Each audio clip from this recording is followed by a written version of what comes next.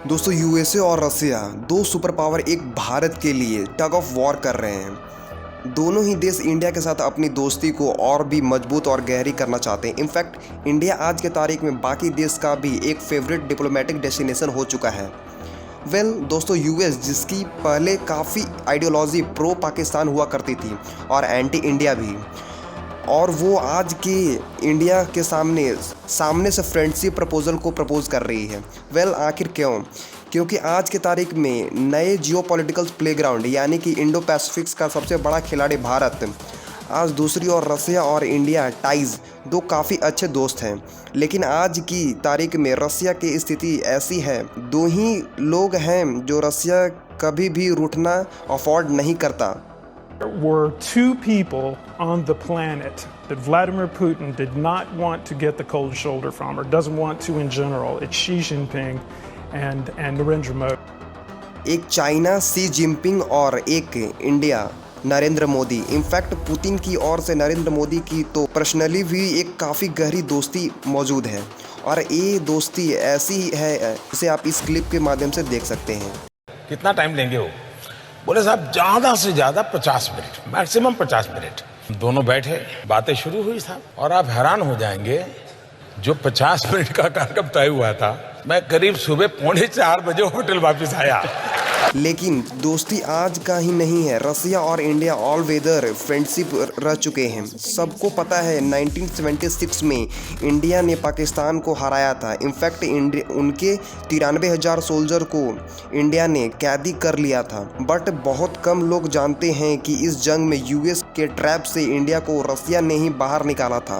अब वॉर के दौरान पाकिस्तान के उस टाइम के गुड फ्रेंड इंडिया के ऊपर न्यूक्लियर हमला करने के लिए फैसला कर लिए थे। इनफैक्ट यूएस ने न्यूक्लियर मिसाइल्स और सबमरीन को इंडिया के बे ऑफ बंगाल के रास्ते भेजनी भी शुरू कर दी थी, और उसी वक्त पीछे से रशियन नेवी ने यूएस को आकर ब्लॉक कर दिया था, जिसके वजह से यूएस को जंग के मैदान से पीछे हटना पड़ा था, क्योंकि यूएस को लगा एक्सक्लूसिवली जो अब हो जाएगा। रसिया की इस मूव से इंडिया को डेफिनेटली बहुत कॉन्फिडेंस मिला एंड वेस्टर्न पैसिफिक्स। इसके अलावा दोनों कंट्रीज ने एक एग्रीमेंट टीटी पर साइन की थी, जिसमें रसिया ने इंडिया को एश्योर किया था कि वो कभी भी इंडिया की सिक्योरिटी पर आंच नहीं आने देगी। यही 1971 का वॉर का बेस्ट एग्जाम्पल। इनफैक्ट अगर गौर से सोचा जाए तो ऐसा हो सकता था आज कश्मीर और गोवा, दमाम और दीव इंडिया के पास नहीं होते अगर रसिया ने यूएन में अपने वीटो पावर का यूज नहीं किया होता। यानी रीजंस को इंटरमिनलाइज या सिंपल इंडिया को सेपरेट होने से रोक देता। एज यू नो, यूएन के 5 परमानेंट मेंबर को अगर एक ने भी वीटो पावर का यूज कर लिया तो वो भी रेजोल्यूशन पास नहीं हो सकता, और रसिया ने इंडिया की सपोर्ट में यूज किया था। इनफैक्ट इतिहास में जब भी कोई एंटी इंडिया रेजोल्यूशन उठता है तो रसिया ने हमेशा उनको वीटो किया है, एंड दिस मूव्स इंडिया की ट्रूली एंड वेदर फ्रेंड्स यहाँ। और अब मैं यहाँ पर आपसे पूछना चाहता हूँ, क्या आपने सोचा इतनी बड़ी बड़ी कंट्री कॉमर्शियल कॉन्वर्सेशन शेयर कैसे करती होगी? प्रेसिडेंट का भी ऐसा ग्रुप होता होगा,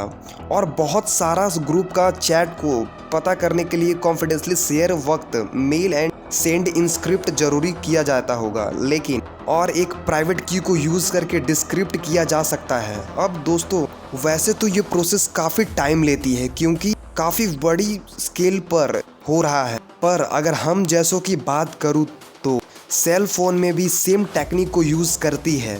अपनी कोई भी न्यू चैट को व्हाट्सएप पे टाइप करते ही तो उससे पहले एक येलो कलर का स्टेटमेंट आपको शो होती है, जो इंस्क्रिप्ट वाला होता है देखा जाए तो। बट ऑनलाइन फाइल को शेयर करना, यानी दोस्तों let's come to topic. India और रसिया के बीच एक अंडरस्टैंडिंग और इसकी काफी वफादारी को इंडिया भी चुकाता है, जो रसिया से डिफेंस इक्विपमेंट लेकर रसिया को बिजनेस में हेल्प करता है, और इंडिया ने लगभग 50% डिफेंस इक्विपमेंट रसिया से ही एक्सपोर्ट होता है।